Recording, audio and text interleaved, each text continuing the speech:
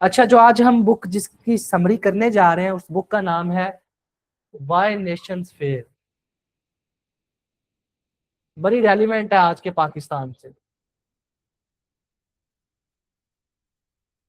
इसके दो राइटर्स हैं, ठीक है।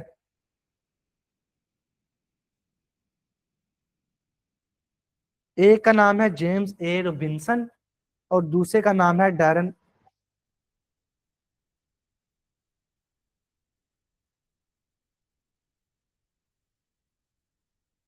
स्पेलिंग इसके हमेशा मुझे भूल जाते।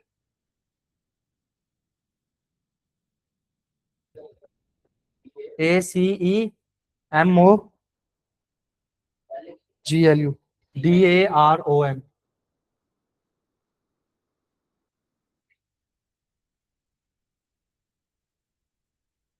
अब ये बुक का रिव्यू आपको क्यों करवाया जा रहा है कि जब भी आपने कोई सवाल अटेम्प्ट करना होगा तो आपने उस बुक में इसी बुक का रेफरेंस देना है हर उस चीज में जो मैं आपको बताने जा रहा हूँ। मैं आपको इसकी समरी बताऊंगा ओवरऑल सारी। जब मैं आपको बताऊंगा तो आपको समझ आ जाएगी कि ये बुक किस बारे में है, तो आपको पता चल जाएगा कि हमने इसको पेपर में कैसे यूज करना है।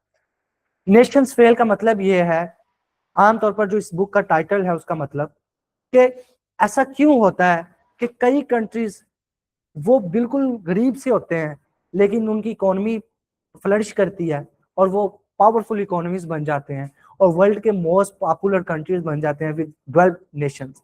जबकि कई ऐसे कंट्रीज होते हैं कोई जो इतने अच्छे होते हैं शुरू में लेकिन आहिस्ता आहिस्ता वो डिक्लाइन की तरफ जाते हैं और वो कुछ भी कर ले वहां पे अच्छा होता ही नहीं। जैसे पाकिस्तान के अर्ली 20 ईयर्स में पाकिस्तान जो था उसकी जीडीपी ग्रोथ 10% थी, which was all time high in the Asia, ठीक है।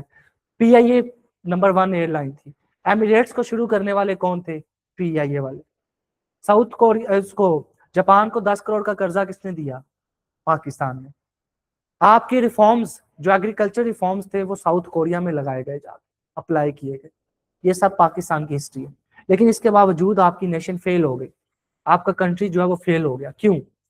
एक मिसाल आपके पास पाकिस्तान की, दूसरी मिसाल साउथ कोरिया और नॉर्थ कोरिया, दोनों हमसाये मुल्क हैं लेकिन एक कंट्री बहुत ज्यादा डेवलप्ड है जबकि दूसरा कंट्री जो है वो बिल्कुल डेवलप्ड नहीं है। ऐसा क्यों? ये है सेंट्रल आर्गुमेंट इस बुक का। क्या?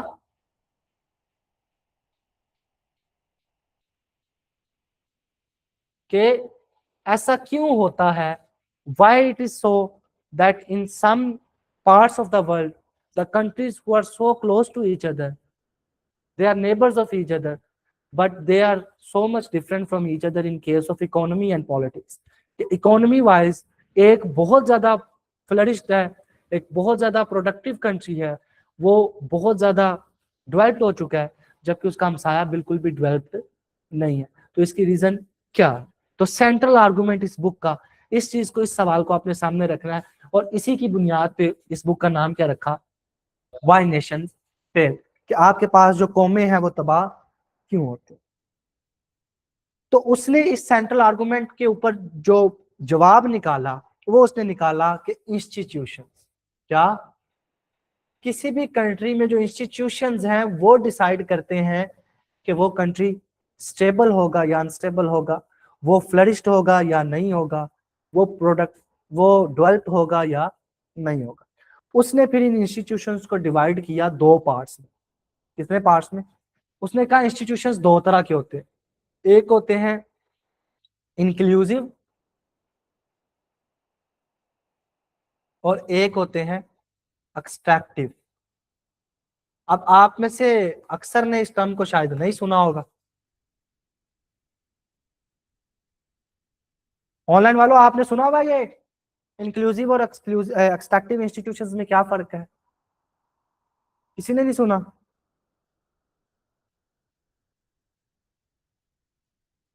ठीक है, बड़ी सिंपल चीज है। इंक्लूसिव का मतलब होता है इंक्लूड करना लोगों को। क्या? इंक्लूड करना।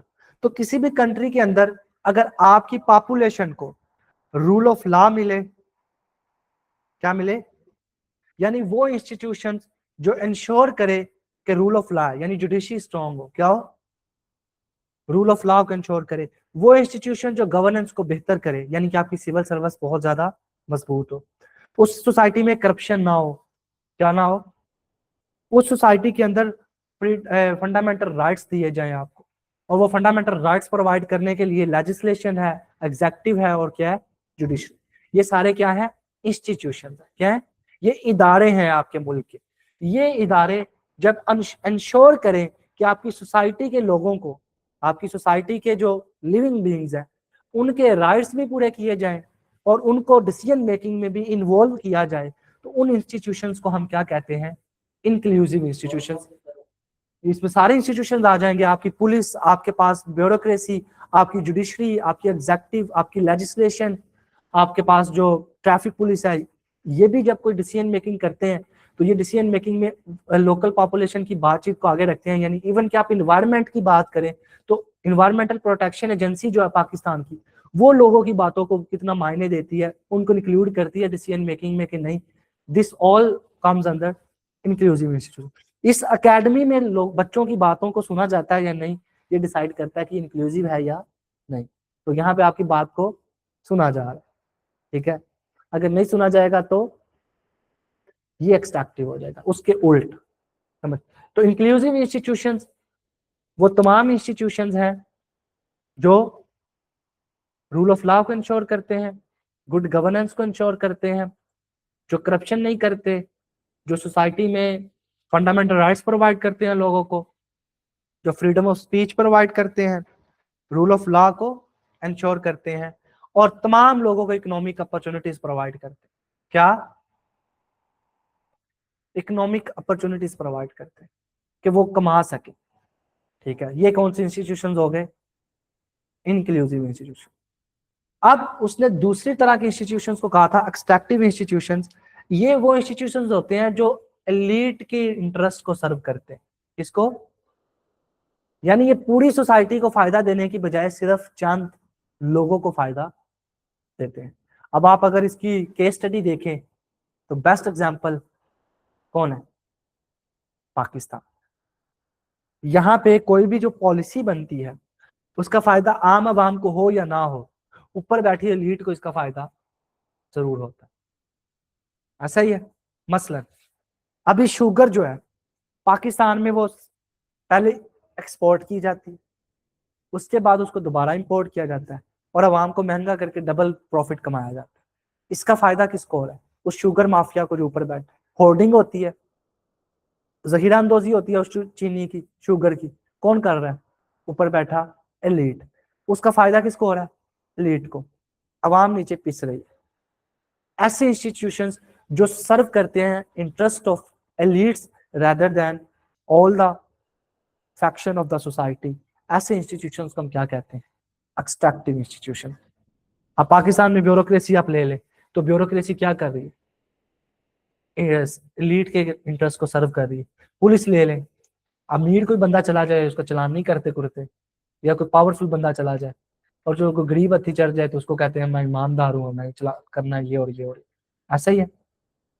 पाकिस्तान का कोई इंस्टीट्यूशन उठा लें जो कि गवर्नेंस को इंश्योर करता है, वो कौन सा इंस्टीट्यूशन आ रहा है, एक्सट्रैक्टिव। जी जी, इंक्लूसिव की एग्जांपल है यूएस से आपके पास, इसके लिए आपके पास एग्जांपल है बर्तानिया, इसके पास आपके पास एग्जांपल है स्कैंडिनेवियन कंट्रीज, नॉर्वे, डेनमार्क और स्वीडन, ठीक है। अब इस सेंट्रल आर्गुमेंट से उसने ये चीज अखज की कि किसी भी नेशन के फेल होने की सबसे बड़ी वजह है इंस्टीट्यूशन, और वो भी दो तरह के होते हैं। अगर तो इंस्टीट्यूशन इंक्लूसिव हैं तो वो सोसाइटी फेल नहीं होगी, और वो इंस्टीट्यूशन जो एक्सट्रैक्टिव होंगे तो फिर उस सोसाइटी का, उस नेशन का फेल होना तय है, पक्का है। और उस सेंट्रल आर्गुमेंट पे उसने फिर इस चीज को डेवलप किया कि कोई भी ऐसी नेशन, यानी कि उसने तमाम नेशंस की स्टडी किया, तमाम कंट्रीज को स्टडी किया, और एंड पे एक चीज देखी कि जो कंट्रीज आज डेवलप्ड हैं तो उनके डेवलप्ड होने की सबसे बड़ी रीजन ये है कि वो, उनके इंस्टीट्यूशंस क्या है, इंक्लूसिव है, वो लोगों को डिसीजन मेकिंग में इंक्लूड करते हैं, वहां पे लोगों को फंडामेंटल राइट्स मिलते हैं, वहां पे लोगों को फ्रीडम ऑफ स्पीच मिलती है, वहां पे लोगों को कानून की नजर में सब बराबर है, रूल ऑफ लॉ है, क्या है। तो जब उनको ये चीजें मिलती हैं और वहां पे इकोनॉमिक अपॉर्चुनिटीज क्या है, बराबर है। तो जब ये चीज डिसाइड होती है तो उससे हमें पता चलता है। तो किसी भी सोसाइटी के डेवलप्ड होने के रीजन क्या है, इंक्लूसिव इंस्टीट्यूशन, और फेल होने की रीजन क्या है। ये था उस बुक का सेंट्रल आर्गुमेंट। फिर उसके बाद उसने एग्जाम्पल दी कि जो भी किसी भी सोसाइटी के अंदर जो पॉलिटिकल और इकोनॉमिक इंस्टीट्यूशंस हैं ये आपस में कनेक्टेड होते हैं। Political and economic institutions interconnected है। अगर आप चाहते हैं कि आपकी सोसाइटी के अंदर इकोनॉमिक्स बेहतर हो, आपकी माशियत बेहतर हो, तो उसके लिए जरूरी है कि आपकी पॉलिटिकल स्टेबिलिटी भी हो। क्या हो? यानी पॉलिटिकल और इकोनॉमिक इंस्टीट्यूशंस में कनेक्शन है। अगर पॉलिटिकल इंस्टीट्यूशंस वीक हैं तो इकोनॉमिक इंस्टीट्यूशंस कभी भी स्ट्रांग नहीं हो सकते। अगर इकोनॉमिक इंस्टीट्यूशन स्ट्रांग है, पॉलिटिकल स्ट्रांग नहीं है, तो वो भी आहिस्ता आहिस्ता क्या हो जाएंगे, वीक हो जाएंगे। कभी भी जब तक इन दोनों इंस्टीट्यूशंस को स्ट्रांग आप नहीं करेंगे, इंक्लूसिव नहीं बनाएंगे, आपकी सोसाइटी जो है वो ग्रो नहीं करेगी, वो डेवलप्ड नहीं होगी। और अगर इनमें से एक भी एक्सट्रैक्टिव इंस्टीट्यूशन है तो वो सोसाइटी आहिस्ता आहिस्ता किधर जाएगी, फेलियर की तरफ। समझ आ रहा? तो इस बुक के नाम से इसका पता चल रहा है कि इस बुक का मतलब क्या है, व्हाई नेशंस फेल। आप देखें जब भी कहीं पे सवाल आ जाए करप्शन का, कहा, तो उसमें आप मेंशन करेंगे कि करप्शन जहां पे जिस सोसाइटी में ज्यादा होती है, इसका मतलब है वो एक्सट्रैक्टिव इंस्टीट्यूशन है, वो इंक्लूसिव नहीं। आप वहां पे इस बुक का रेफरेंस देंगे। जहां पे भी गुड गवर्नेंस की बात होगी, जहां पे भी गुड गवर्नेंस होगी, वो इंस्टीट्यूशन इंक्लूसिव होते हैं। जो इंस्टीट्यूशन इंक्लूसिव नहीं है वहां पे गवर्नेंस जो है वो इश्यूज होंगे। पाकिस्तान में गवर्नेंस के इश्यूज हैं, अगेन ये बुक आपका वहां पे एज अ रेफरेंस यूज होगा। इसी तरह अगर आप बात करते हैं रूल ऑफ लॉ की, तो रूल ऑफ लॉ जिस सोसाइटी में होगा वहां पे इंस्टीट्यूशंस क्या होंगे, इंक्लूसिव।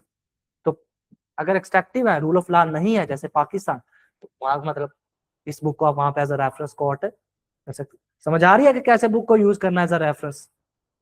अभी तो मैंने पूरी बताई भी नहीं आपको, तो अभी एक दो पॉइंट हमने देखे। तो पॉलिटिकल और इकोनॉमिक इंस्टीट्यूशंस आपस में क्या है, कनेक्टेड है। समझ आ गई इस बात की? जैसे किसी सोसाइटी में अगर डेमोक्रेसी है, ठीक है, तो डेमोक्रेसी होगी तो वहां की इकोनॉमी जो है वो ग्रो करेगी। अगर किसी सोसाइटी में डिक्टेटरशिप है लेकिन वहां पे स्टेबिलिटी नहीं है, तो वहां पे इकोनॉमी कभी भी ग्रो नहीं कर सकती। हाँ, अगर डिक्टेटरशिप है लेकिन स्टेबिलिटी है, जैसे चाइना है, तो आप देखिए सोसाइटी किधर जा रही है, ऊपर की तरफ जा रही है। डिक्टेटरशिप है ना एक तरह से, सिंगल पार्टी होती है और उसी का जो चेयरमैन होता है वो क्या होता है, प्रेसिडेंट होता है। लेकिन नॉर्थ कोरिया, लेकिन नॉर्थ कोरिया उतना ज्यादा नहीं है साउथ कोरिया के मुकाबले में। लेकिन एक एग्जाम्पल मैंने आपको दी, केस स्टडी दी, तो उसने फिर यही बात की कि अगर तो पॉलिटिकल पावर कुछ लोगों के हाथ में होगी, जैसे पाकिस्तान है, हर साल जो भी MNA MPA बैठते हैं असेंबली के अंदर, वो घूम फिरा के वही लोग होते हैं जो हर 5 साल बाद सेलेक्ट होके आते हैं, बस नाम बदलते हैं पार्टी का, अगेन आके बैठे कौन होते हैं, वही।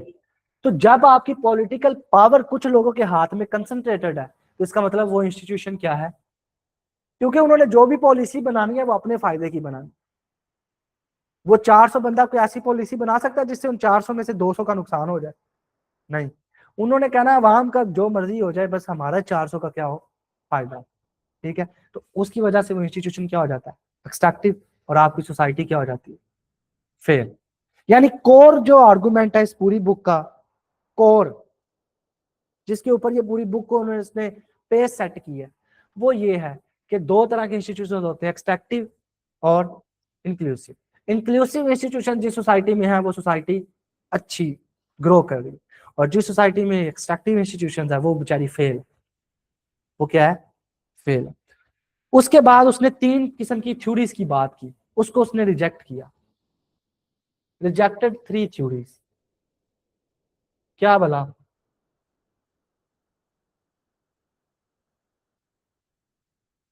वो 3 थ्योरीज ये थी, एक तो जियोग्राफी हाइपोथेसिस है कि किसी भी कंट्री की अगर जियोग्राफी अच्छी है, यानी वो किसी ऐसी जगह पे मौजूद है, जैसे ईरान है, वो स्टेट ऑफ हॉर्मूज के ऊपर मौजूद है, तो उसकी जियोग्राफी उसको इंश्योर कर दिया कि वो बड़े ग्लोबल चौक पॉइंट के ऊपर खड़ा है, एक ऐसी जगह पे बैठा हुआ है वो कंट्री जहां से उसको बहुत ज्यादा बेनिफिट मिल सकता है।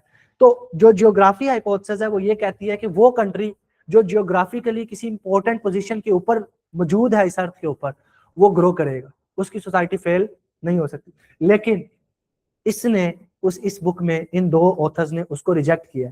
उन्होंने कहा कि पाकिस्तान गेटवे है साउथ एशिया का, बेस्ट पोजीशन पे बैठा हुआ है, ठीक है, ये आपको वार्म वाटर तक एक्सेस दे रहा है चाइना को, सी पैक, इतना अच्छा प्रोजेक्ट होने के बावजूद आप देखिए पाकिस्तान की इकोनॉमी क्या करी, स्ट्रगल करी। तो उसने कहा कि जियोग्राफी जो है वो नेशंस को आगे पहुंचाने में, या जियोग्राफी जो है उसका रोल नहीं है सोसाइटी को डेवलप बनाने में।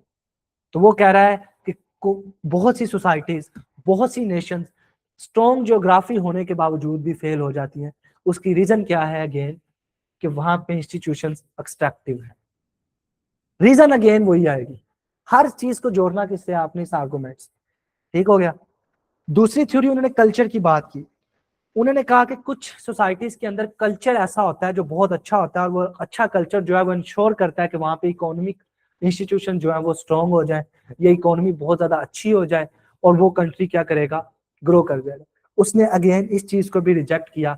उसने कहा जब तक पॉलिटिकल पावर में बैठे लोग और इकोनॉमिक इंस्टीट्यूशंस में बैठे लोग इंक्लूसिव इंस्टीट्यूशंस नहीं बनाएंगे, तब तक सोसाइटी के ऊपर ना जियोग्राफी का कोई फायदा होगा, ना उस सोसाइटी के कल्चर का कोई फायदा होगा। तो दो चीजें, एक जियोग्राफी को रिजेक्ट किया उसने, दूसरा कल्चर को। डिक्टेटरशिप का बता दे अगेन। डिक्टेटरशिप का मैंने बेसिकली ये कहा कि किसी भी सोसाइटी में पॉलिटिकल स्टेबिलिटी इस चीज से आती है कि जो ऊपर रूलर बैठा है उसको कोई खतरा नहीं है, उसके खिलाफ प्रोटेस्ट नहीं हो रहे। सोसाइटी के अंदर जो इन्वेस्टर्स होते हैं, लोकल और फॉरेन इन्वेस्टर्स, उनको पता है कि भाई इसने इतने साल पूरे करने हैं और वो हम यहाँ पे इन्वेस्ट करेंगे तो डूबेगा नहीं। इसको हम कहते हैं स्टेबिलिटी, आम आम जुबान में, ठीक है। और तीसरी नंबर पे उसने एक इग्नोरेंस हाइपोथेसिस की बात की। क्या?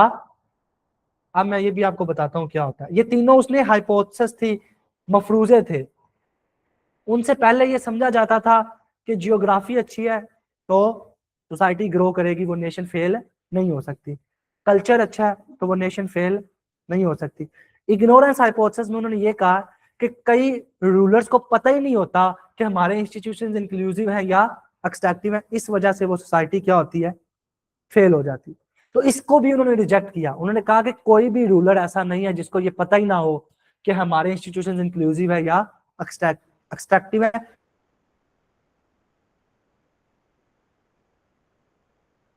वो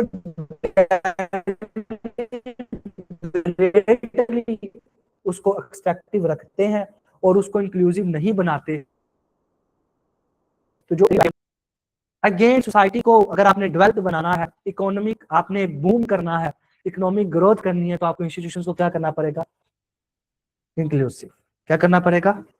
sir agriculture loss due to pandemic, import export भी तो कम होती है ना, तो सर उसकी वजह से भी पाकिस्तान की इकोनॉमी कोलैप्स करती है ना। ये इकोनॉमी के कोलैप्स करने की वजह नहीं है, आपकी इकोनॉमी ऑलरेडी फ्रेजाइल है। क्या है? तो जब कुछ चीज पहले फ्रेजाइल है उसको फिर कोई भी धक्का लगे वो उसको गिरा देता है। तो इसमें कोर रीजन पेंडेमिक या फ्लड नहीं है, कोर रीजन आपकी गवर्नेंस का प्रॉब्लम है, आपके इंस्टीट्यूशंस का प्रॉब्लम है। अगर वो ठीक हो जाएंगे तो आपको पता है जापान में इससे ज्यादा सुनामी आती है, इससे ज्यादा नुकसान वहां पे होता है। वहां पे तो आए दिन टाइफून आए होते हैं, ड्राउट्स होते हैं। तो वहां पे क्योंकि लोग बैठे हैं, उन्होंने सोचा है, उन्होंने इंस्टीट्यूशन बनाए हैं जो कि क्या है? इंक्लूसिव, जो आवाम का सोचते हैं। तो इसकी वजह से वहां पे क्या है? उन्होंने क्या सोचा कि क्योंकि समंदर से क्योंकि बहुत ज्यादा पानी आता है, तूफान आता है, टोर्नेडोज आते हैं, तो उन्होंने 3 किलोमीटर के इलाके के अंदर दरख्त लगा दिए हैं टोटल। समंदर के साथ 3-3 किलोमीटर के इलाके में क्या लगा दिए? जितनी मर्जी स्पीड में पानी आ जाए, दरख्त उसके भाव को क्या कर देंगे? कम कर देंगे। ये उनके इंक्लूसिव होने को सबूत है कि वो अवाम का सोच रहे हैं। उन्होंने अवाम को राइट प्रोवाइड किया है सेफ्टी का, कि जो वहां पर रह रहे हैं उनको सेफ किया जाए, ठीक है। तो अगेन उसकी रीजन क्या है? कि वहां पे इंक्लूसिव इंस्टीट्यूशन। सर लेकिन मैनेजमेंट भी तो अच्छी होती है ना वहां, तो उस मैनेजमेंट का नाम ही तो इंक्लूसिव इंस्टीट्यूशन है। वो जो मैनेजमेंट है उसी का नाम है इंक्लूसिव इंस्टीट्यूशन। जब आपके इंस्टीट्यूशन इंक्लूसिव होंगे तो मैनेजमेंट ने जब अवाम का सोचना है, अवाम का सोचेगी तो अवाम को नजर आएगा हमारा सोचा जा रहा है। तो वहां पे ऑटोमेटिकली अवाम फिर उसको इलेक्ट भी करेगी, और वो मैनेजमेंट भी अच्छी होगी, आपके गवर्नेंस भी अच्छी होगी, आपकी सोसाइटी के अंदर करप्शन भी नहीं होगी, आपकी सोसाइटी के अंदर लोगों को राइट्स मिलेंगे, आपकी सोसाइटी के अंदर लोगों को इकोनॉमिक अपॉर्चुनिटीज मिलेंगी, और आपके जो कंट्री है वो क्या करेगा, ग्रो करेगा। और जबकि पाकिस्तान में ऐसा नहीं हो रहा। नॉर्थ कोरिया में भी, इसीलिए नॉर्थ कोरिया और साउथ कोरिया में क्या फर्क है कि साउथ कोरिया में इंस्टीट्यूशन इंक्लूसिव है, तो सोसाइटी बहुत हाई ग्रो कर गई हुई है। नॉर्थ कोरिया क्योंकि क्लोज सोसाइटी है, उसमें इंस्टीट्यूशन एक्सट्रैक्टिव हैं, तो उसमें इतना ज्यादा वो ग्रो नहीं कर सका। समझ आई मेरी बात की? अच्छा, अब कुछ उन्होंने केस स्टडीज दी, मैंने आपको इतनी केस स्टडीज बता दी हैं इसको सामने रख के, पाकिस्तान की एग्जांपल दी, चाइना की एग्जांपल दी, जापान की दी, वो सारी आपकी क्या है, केस स्टडीज। अब उसके बाद उन्होंने बताया कि रोल ऑफ एलिट्स, एलिट्स का क्या काम है। तो एलिट क्या करते हैं, वो रेजिस्ट करते हैं। क्या करते हैं, देखिए पाकिस्तान में कोई भी आप रिफॉर्म लेके आना चाहें तो आपकी स्टैब्लिशमेंट आपको वो रिफॉर्म्स नहीं लाने देगी। और ये चीज आप समझ लें कि establishment is not the name of just military. आपके जो बिजनेस एलिट्स बैठे हैं ऊपर, आपके मीडिया पर्सन्स जो बड़े बड़े मीडिया प्रोडक्शन हाउसेस के मालिक हैं, आपके जुडिशरी के जो जजेस हैं, ये प्लस कुछ मिलिट्री के ऑफिशियल्स, ये मिला के क्या होती है, एस्टैब्लिशमेंट। ठीक है, तो आपकी जो एस्टैब्लिशमेंट है वो रेजिस्ट करेगी। आपकी ब्यूरोक्रेसी में रिफॉर्म्स लेके आए तो आपकी ब्यूरोक्रेसी रेजिस्ट करती है, पुलिस में रिफॉर्म्स लेके आए पुलिस रेजिस्ट करती है, तो आपके जो एलिट्स हैं वो रेजिस्ट करते हैं। तो इसकी वजह से आपकी सोसाइटी क्या होती है, वो डिस्ट्रॉय होती है, और डिस्ट्रॉय होने के नतीजे में इंस्टीट्यूशंस क्या हो जाते हैं, एक्सट्रैक्टिव, और आपकी नेशन क्या होती है, फेल होती है। समझ आई मेरी बात की? अब उन्होंने कहा कि इसके नतीजे में इंक्लूसिव इंस्टीट्यूशंस और एक्सट्रैक्टिव इंस्टीट्यूशंस होने के नतीजे में दो तरह के साइकिल चलते हैं।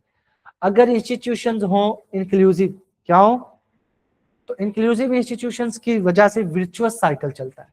क्या, विर्चुअस का मतलब होता है नेक, यानी आपके सोसाइटी में इंस्टीट्यूशन स्ट्रॉन्ग है, इंक्लूसिव है, वो लोगों को, आप डिसीजन मेकिंग में पार्ट ले रहे हैं लोग वहां पे, तो क्या होगा, जब लोग डिसीजन मेकिंग में पार्ट लेंगे, डिसीजन अच्छा होगा, और ज्यादा लोग पार्ट लेंगे, इस तरह एक साइकिल चलता जाएगा, और वो इंस्टीट्यूशन और ज्यादा स्ट्रॉन्ग होते जाएंगे, यानी इंक्लूसिविटी उतनी ज्यादा बढ़ती जाएगी। उसके नतीजे में कौन सा साइकिल चल रहा है, विर्चुअस साइकिल। ठीक है, और दूसरा उन्होंने कहा विशियस साइकिल, वो कब चलेगा,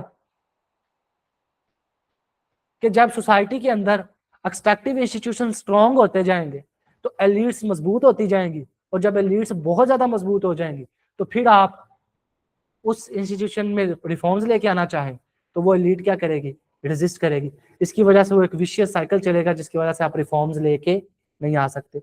अगेन ये किससे जुड़े हुए हैं, एक्सट्रैक्टिव और, तो ओवरऑल इस बुक का जो मेन मोटिव था वो क्या है, वाई नेशंस फेल, उसकी रीजन क्या है, core reason inclusive and extractive institution. Inclusive institution जिस जिस कंट्री में है वो ग्रो कर गए हुए हैं, स्टेबल है, और जहां पे नहीं है वो फेल है। फेल का मतलब है कि वो इंस्टेबिलिटी से डील कर रहे हैं। किससे डील कर रहे हैं? अच्छा, यहाँ तक आई होप के ऑनलाइन वालों को और आपको समझ आ गई होगी इस बुक की। यहाँ तक एक पॉइंट इसका मेन जो है जिसको हम करेंगे वो है कि कॉलोनियलिज्म का भी इम्पैक्ट हुआ है इसका। क्या, मैं लास्ट ये 4 पॉइंट हमने किए ना, नोट कर लिया यहाँ तक ऑनलाइन वालों आपने?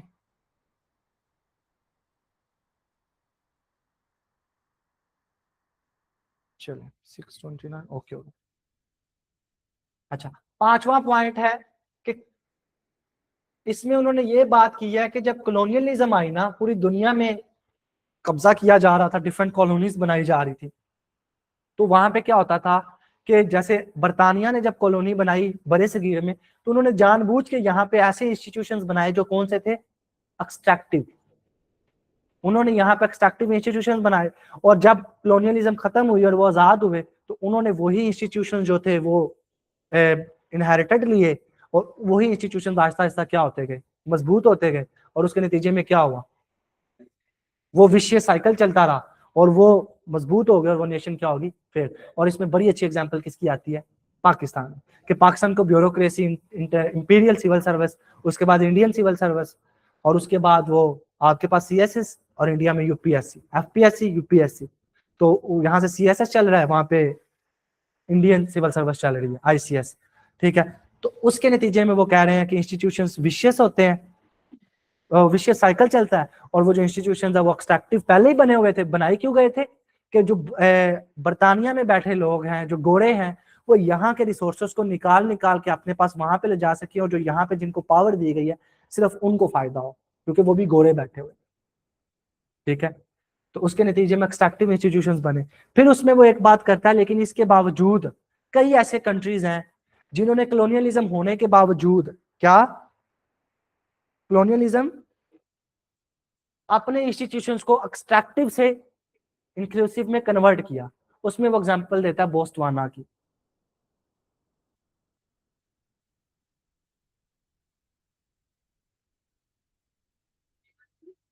शहर या कंट्री है मेरे ख्याल से, यानी कलोनियल हिस्ट्री थी इधर, लेकिन इसके बावजूद भी उन्होंने इंस्टीट्यूशंस को रिफॉर्म्स के जरिए एक्सट्रैक्टिव से इंक्लूसिव किया। यानी कि ये मुश्किल नहीं है, आप कर सकते हैं अगर करना चाहें।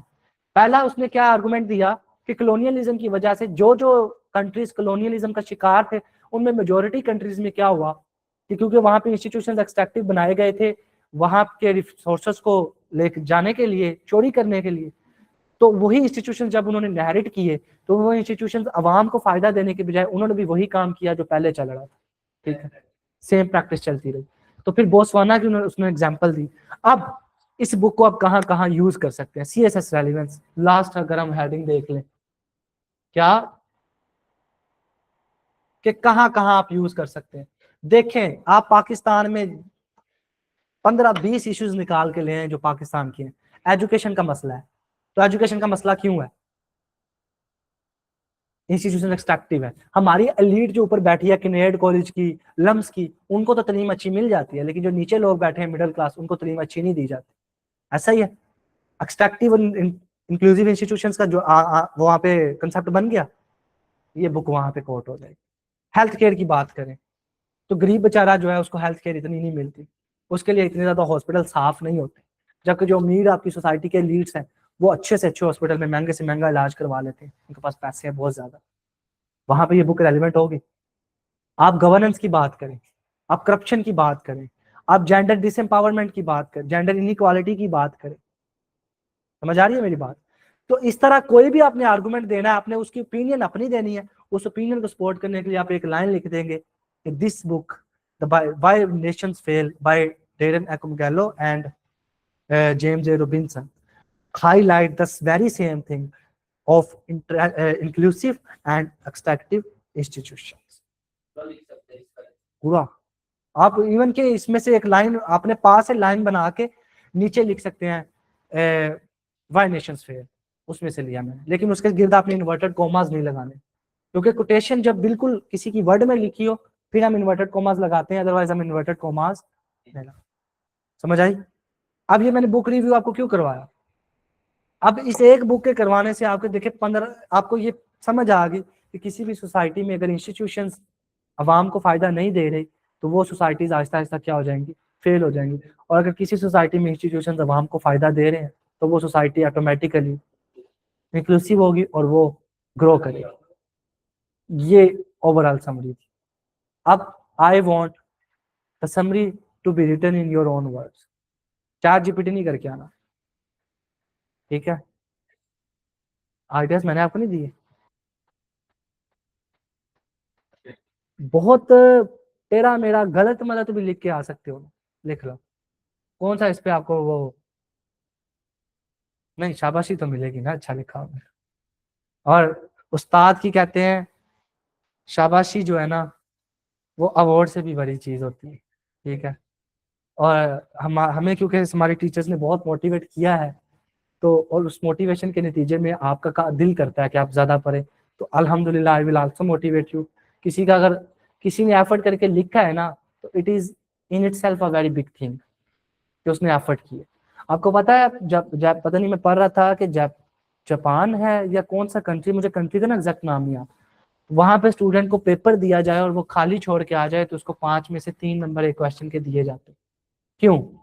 वो कहते हैं वो पैसे खर्च करके घर से आया, उसने अपनी नींद कुर्बान की, और नींद कुर्बान करने के बाद उसने एफर्ट करके पेपर में बैठा, फिर उसने क्लासें ली, तो हम उसको 5 में से 3 नंबर तो उसके देंगे, बाकी 2 नंबर अगर उसने नहीं लिखा तो वो अलग बात है, अगर लिख देगा तो ठीक लिखेगा तो हम उसको नंबर पूरे दे देंगे। अगेन इंक्लूसिव और एक्सेप्टिव इंस्टीट्यूशंस की बात, ठीक है, उनका मकसद क्या है? अवाम में एजुकेशन की हैबिट को डेवलप करना, नंबर लेने की एबिलिटी को डेवलप नहीं करना, ठीक है। तो वहां पे फिर लोग जो है वो एजुकेशन हासिल करते हैं और पढ़ते हैं, ठीक है। अब ये मेरा बताने का मकसद क्या है, अगर किसी ने एफर्ट भी किया है तो is in it self a very big thing. Again I will repeat,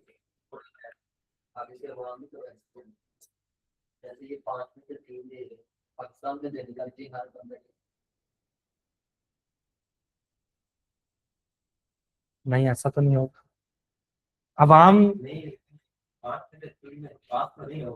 नहीं, आप पाकिस्तान में पूरा देखें, देखिए पाकिस्तान में आप सिर्फ ऐसे नहीं ना इसको इम्प्लीमेंट करेंगे, पहले आप अपने एजुकेशन सिस्टम को भी तो उस स्टैंडर्ड पे लेके जाए ना जो उनका स्टैंडर्ड है। मेरी बात नहीं समझी? जब स्टैंडर्ड आपका वो हो जाएगा तो फिर आप ये भी इम्प्लीमेंट कर लें। अब आप वो किसी का कान टेढ़ा है तो उसको देके अपना कान टेढ़ा करना शुरू कर दें, तो हर एक को अल्लाह ने डिफरेंट बनाया। अब आपका सिस्टम ही खराब है तो सिस्टम को पहले ठीक करें, ठीक है। ये तो आपको एग्जाम्पल दी है, ये तो नहीं कहा किसी मॉडल को अपनाओ, ठीक है। सऊदी अरेबिया में तो साथ में चॉकलेट्स भी देते हैं पेपर के दौरान,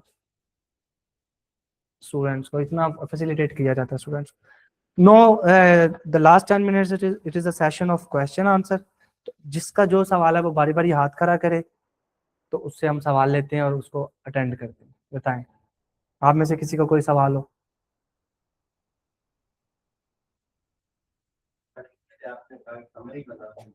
समरी वही जो कुछ मैंने आपको 6 आर्गुमेंट्स बताए हैं ना, इन्हीं को आपने ऐसे एक्सप्लेन कर देना कि this book has discussed about 6 arguments.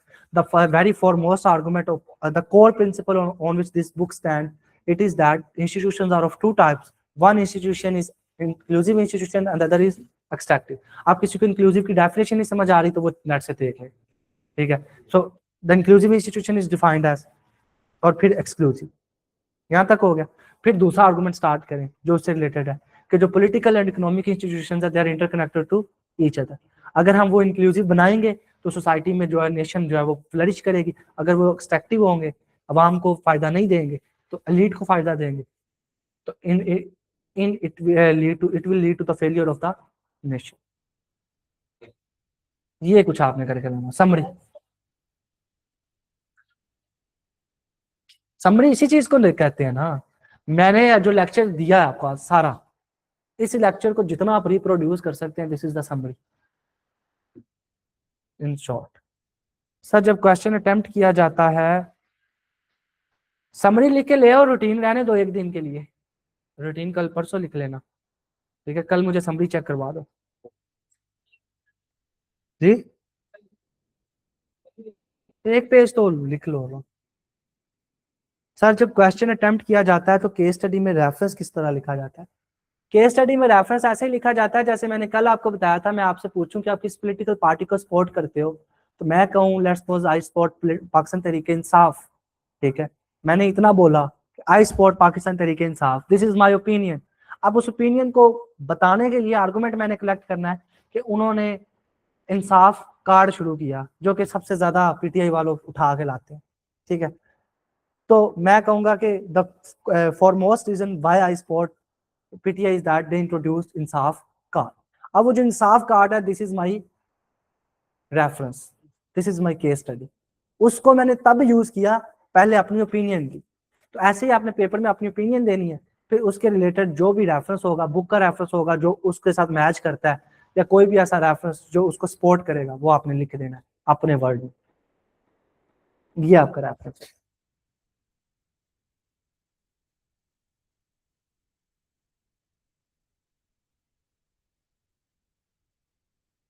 और है सवाल किसी का? जी जी।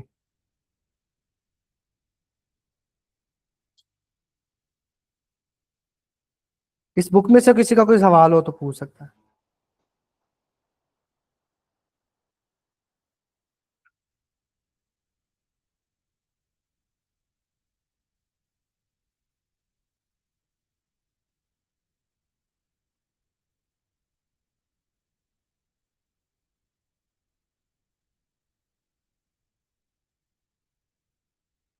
नहीं है किसी का सवाल मुझे लगा। बना लो, चैट जीपीटी से नोट्स बनाने हो तो बना लो। लेकिन वो मैंने आपको समरी बता दी है ना। आई होप कि अब ये बुक आपको पता चल गया है, हलवा बन गई आपके लिए। अब आपको पता है कि किस आर्गुमेंट मैंने इसको कोट कर। ठीक है, वो चीज आपको सीखनी है। नोट्स मैटर नहीं करते, मैटर ये चीज करती है कि इस बुक को एज अ रेफरेंस आप, जो मैंने लास्ट हेडिंग दी सीएसएस रेलिवेंट, वो हम कैसे कोट कर सकते हैं, अपने आर्गुमेंट से रेलिवेंट बनाते हैं। ये चीज आपने सीखनी है। ठीक है sir, public administration, governance and public policy, इन दो सब्जेक्ट्स के रिलेटेड पॉइंट्स ऑफ व्यू दे दें, इनमें से कौन सा चूज करना चाहिए। पब्लिक एडमिनिस्ट्रेशन भी हाई स्कोरिंग है, गवर्नेंस एंड पब्लिक पॉलिसी भी हाई स्कोरिंग है, बट और दोनों ही अच्छे हैं। तो ये आप अपने इंटरेस्ट पे देख लें, इनके पास पेपर्स खोलें और देख लें कि किसके पास पेपर थोड़े इजी हैं, टेक्निकल ज्यादा नहीं है, वो आप ऑप्ट कर लें। इंडो पाक पिछली दफा तो मेरे एक दोस्त ने 98 लिए हैं 2025 में।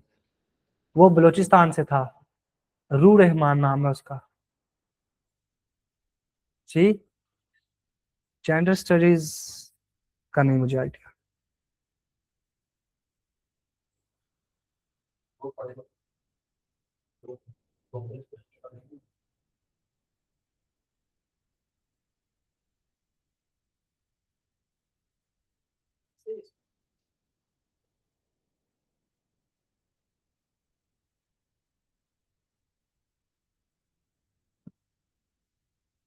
मुझे लग रहा है किसी का कोई सवाल नहीं है।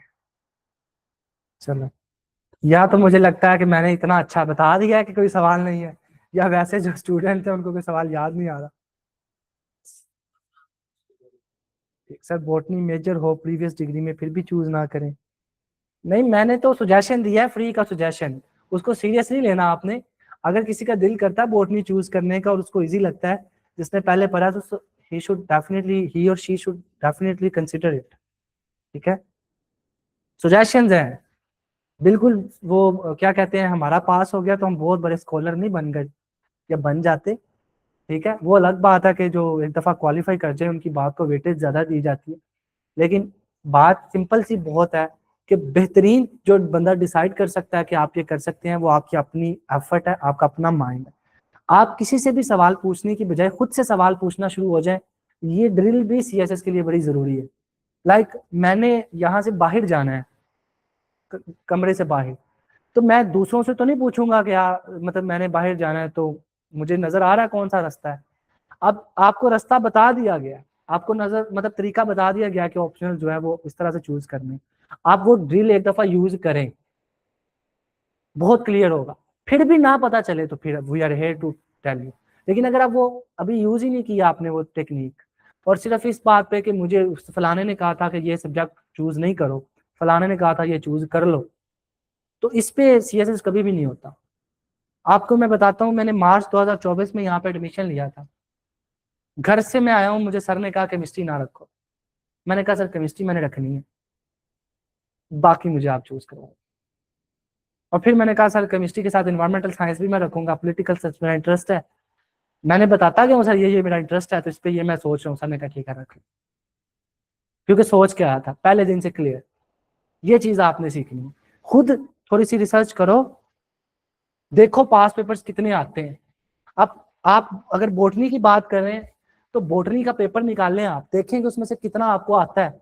अगर 2 सवाल आपको आते हैं, जान पहचान है, तो उसका मतलब 30-40% आपकी तैयारी है, तो आपको आपको good, you are good to go. उस चीज की टेंशन नहीं लेनी कि इसके नंबर बड़े थोड़े मिलेंगे। 50 ही मिल जाए, 60 मिल जाए, कम से कम 50-60 तो आ ही रहे हैं ना। उतनी एफर्ट किसी और पेपर में कर लो, उसमें 90 ले लो। ठीक है, तो ये मेरा कहने का मकसद था कि कभी भी किसी के कहने पे आपने अपना इंटरेस्ट चेंज नहीं करना, जो आपको अच्छा लगता है वो रखें।